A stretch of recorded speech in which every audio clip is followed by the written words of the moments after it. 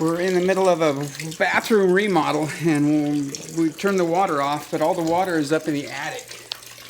So it's all got to drain out, and I'm just rerouting the water for the refrigerator ice machine, because I had to rebuild this wall back over here to recess the refrigerator.